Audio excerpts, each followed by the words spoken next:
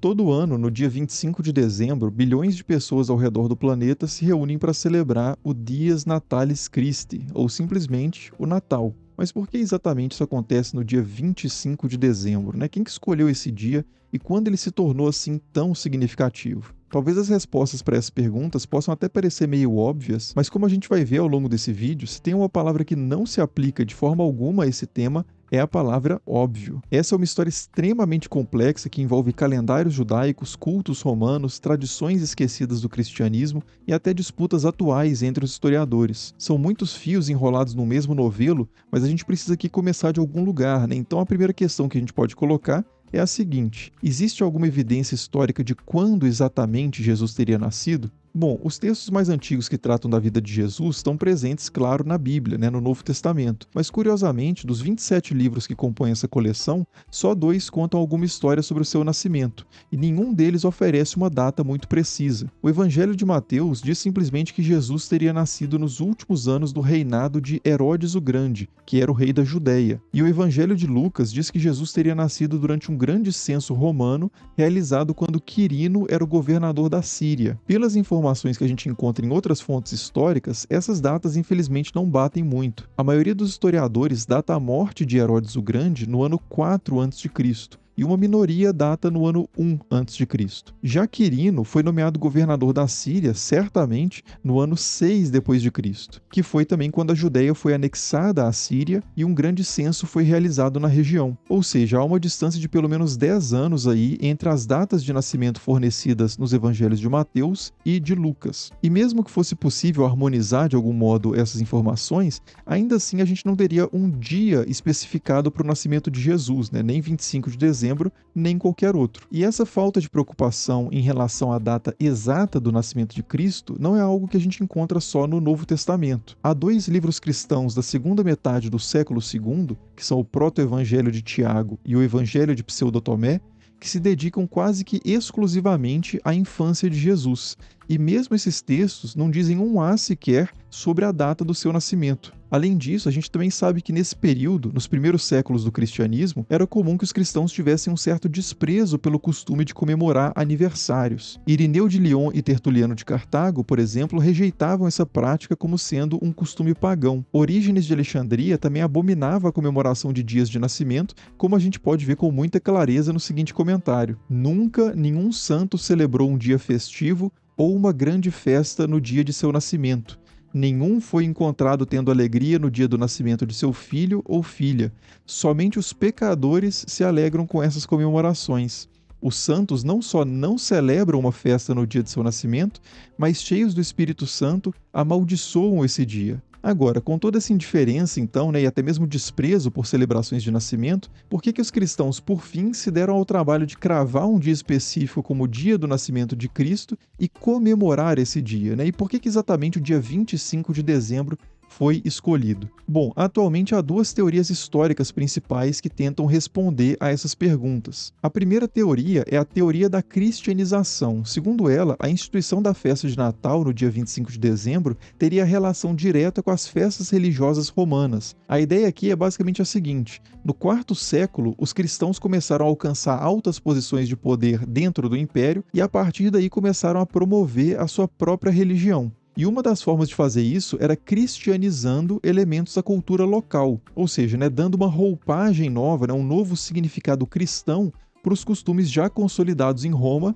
como, por exemplo, as festas religiosas. No caso do Natal, a teoria da cristianização aponta para 2 festas principais que poderiam ter sido a base para a criação dessa nova festa cristã, que são a Saturnália e o Nascimento de Sol Invictus. A Saturnália era um festival romano em honra ao deus Saturno, que segundo os mitos tinha sido o principal entre os deuses antes de Júpiter, né, seu filho, o equivalente a Zeus na mitologia grega, ocupar esse posto mais elevado. E durante esse período, né, durante o reino de Saturno, a humanidade teria vivido a sua Era de Ouro, que teria sido um tempo de abundância, liberdade e justiça. A Saturnália, então, era um festival que buscava resgatar esse período de Era de Ouro, promovendo vários dias ali de cultos, banquetes, jogos e até inversões de papéis sociais. Era típico que nesses dias de festa os escravos assumissem o papel dos senhores e dessa forma eles podiam experimentar, pelo menos por um breve tempo, a liberdade dos tempos áureos lá do governo de Saturno. Já a festa de nascimento de Sol Invictus, ou Natalis Solis Invicti, era uma de várias datas associadas ao deus Sol. No início do período imperial romano, esse deus não ocupava exatamente uma posição muito central nos cultos tradicionais, mas ele já era muito popular entre os militares e o seu culto foi especialmente promovido por alguns imperadores, como Trajano,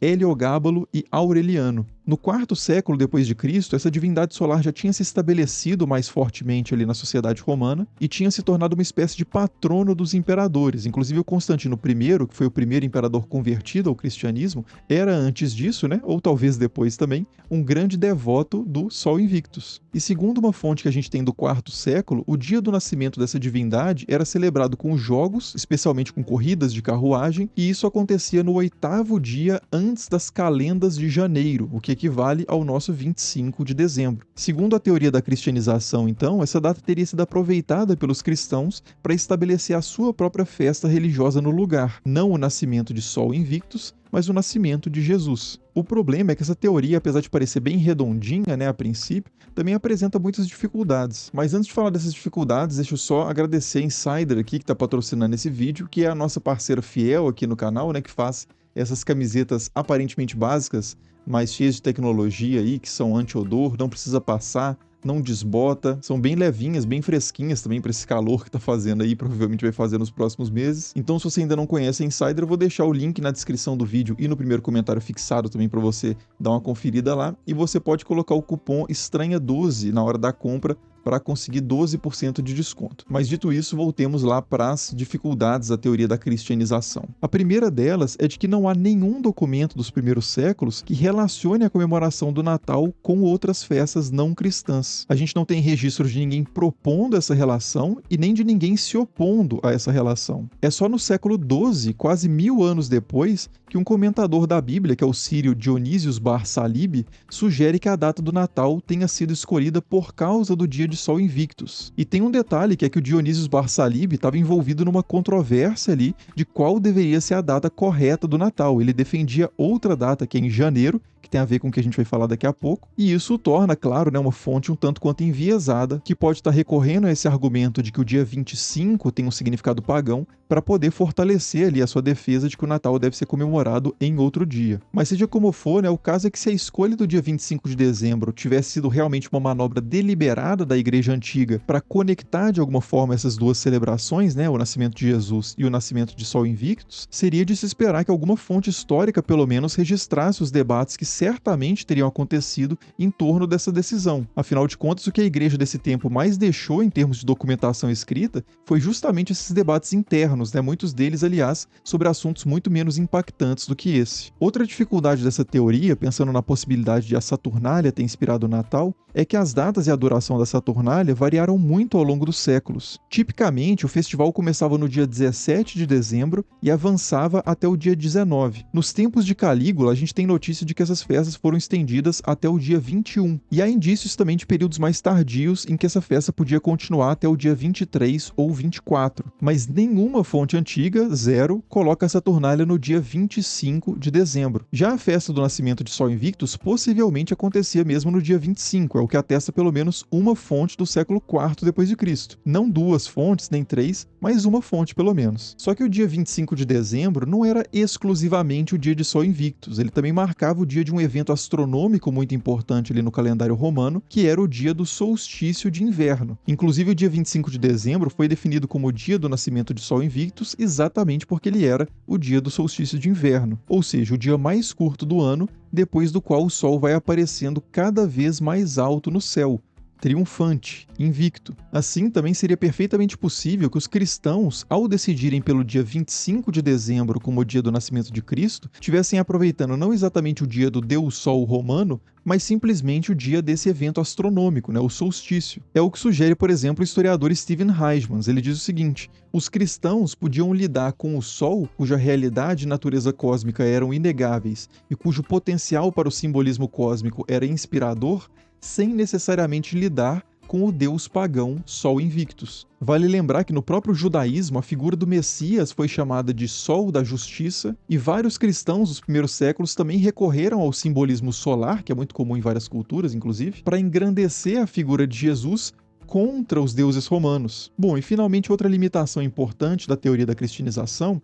é que o dia 25 de dezembro, por muito tempo, não foi o único dia de Natal no Império Romano. Ainda que a parte ocidental do Império observasse realmente essa festa no dia 25 de dezembro, na parte oriental do Império era mais comum a comemoração do Natal no dia 6 de janeiro, que não tem nenhuma conexão com a Saturnália nem com o dia de Sol Invictus. E é aqui então que a gente entra na segunda teoria que faz sentido de ambas essas datas, que é a teoria do cálculo. A teoria do cálculo, apesar de ter ganhado espaço mais recentemente entre os historiadores, se baseia em um volume muito maior de documentos antigos. Basicamente, essa teoria diz que tanto as datas 25 de dezembro quanto 6 de janeiro seriam resultado de cálculos feitos por alguns estudiosos antigos a partir do calendário judaico. Segundo o Evangelho de João, Jesus teria sido crucificado na véspera da Páscoa, o que dá no dia 14 do mês de Nissan, no calendário judaico. E o dia 14 de Nissan, segundo esses mesmos estudiosos, seria equivalente ao dia 25 de março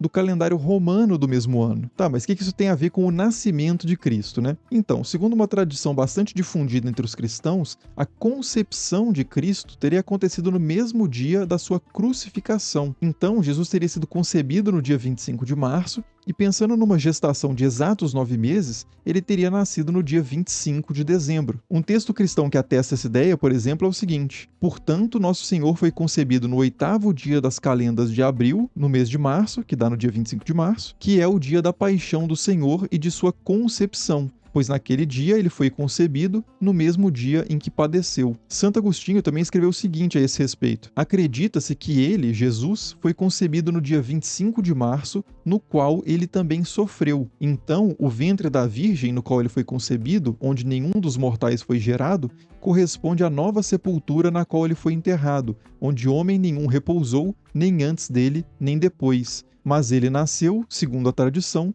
no dia 25 de dezembro. Essa ideia de Jesus nascer e morrer no mesmo dia do mês talvez venha de uma tradição antiga de que uma vida perfeita deveria começar e terminar no mesmo dia do mês, fechando dessa forma uma espécie de ciclo perfeito. Na tradição rabínica judaica, curiosamente, também é dito que Moisés nasceu e morreu no mesmo dia, o 7º dia do mês de Adar. Bom, mas seja como for, o fato é que essa correspondência entre o dia 14 de Nissan e o dia 25 de março é realmente bem atestada bem cedo na história do cristianismo. Autores como Júlio Africanos e Hipólito de Roma, entre o 2º e 3º século, também dão testemunho disso. E além dessa ampla documentação favorável, então, à teoria do cálculo, ela também tem o mérito de explicar o porquê da outra data de Natal, o dia 6 de janeiro. É que essa data também aparece como resultado do mesmo cálculo baseado ali na concepção, nascimento e morte de Jesus. Só que a gente encontra esse resultado nos cálculos em que o calendário judaico é transposto para o calendário grego em vez do romano. E realmente o calendário grego é o que prevalecia na parte oriental do Império, onde era mais comum comemorar o Natal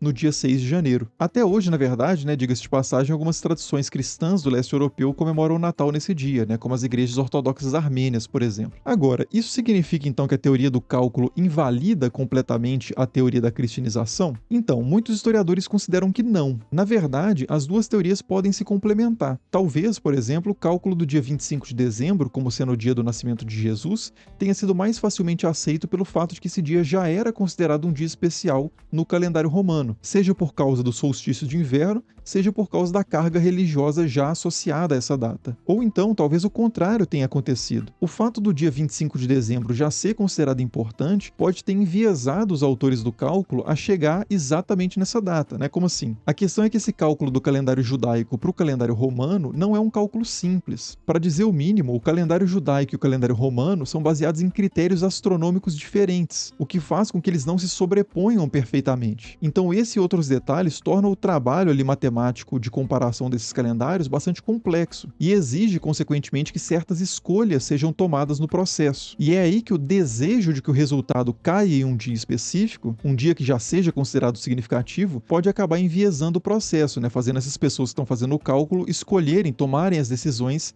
que levem mais facilmente a esse dia preferido. Enfim, são muitas possibilidades, né? E a verdade é que até então, no atual estágio de pesquisa, não tem como a gente saber, se é que a gente vai saber algum dia de fato, o motivo exato de por que o dia 25 de dezembro se tornou o Dies Natalis Christi, o dia do nascimento de Cristo. Mas apesar dessa história ser bem inconclusiva no final das contas, ela oferece sim algumas conclusões muito importantes que a gente pode tirar dessa história toda. A primeira conclusão é que, independente de qual seja a teoria adotada, o fato é que o Natal ser no dia 25 de dezembro hoje tem muito menos a ver com evidências históricas ou arqueológicas a respeito do nascimento de Jesus de Nazaré e muito mais a ver com tradições posteriores, seja a associação de Cristo com divindades ou simbolismos solares, ou então a ideia de que ele teria nascido e morrido no mesmo dia do mês. Além disso, a gente pode dizer também que essa ideia mais maquiavélica de que a Igreja Romana teria imposto essa data de cima para baixo, né, a partir de decisões centrais da alta cúpula, é altamente improvável. As infinitas discussões eclesiásticas que aconteciam nesse período estão fartamente registradas em documentos conciliares e nos tratados das principais lideranças cristãs desse contexto, e não há uma linha sequer em toda essa documentação que remeta à escolha do dia 25 de dezembro como sendo o dia de Natal. Além do que essa data, como eu disse, já aparece também no século II e III, quando o cristianismo ainda era marginal e até perseguido pelo Império. Então, se houve realmente algum esforço de aproximar as festas cristãs de festas greco-romanas, é provável que esse movimento tenha acontecido de forma muito mais difusa, local e gradual. E por último, mas não menos importante, uma coisa que eu acho particularmente fascinante nessa história toda é que ela deixa muito evidente o quão histórica é a nossa cultura. Como que o tempo vai passando e as pessoas e comunidades inteiras vão vivendo, interagindo e reinterpretando a sua cultura. Nesse processo, muitas coisas são esquecidas, outras são introduzidas, outras são modificadas, e de repente fatos como comemorar o Natal no dia 25 de dezembro parecem absolutas obviedades, né? Como se fossem simples dados da realidade, universais e atemporais. Mas por trás de cada elementozinho desse de cultura, né, cada uma dessas obviedades, há sempre décadas, séculos e milênios de transformação. E se essa complexidade histórica te atrai, eu recomendo que você assista também o vídeo sobre quando foi definido qual seria o ano 1. E eu já antecipo aqui que não foi no ano 1. E no mais, as principais referências consultadas para esse vídeo vão estar aí na descrição. Muito obrigado por assistir, um Feliz Natal e até o próximo vídeo. Falou!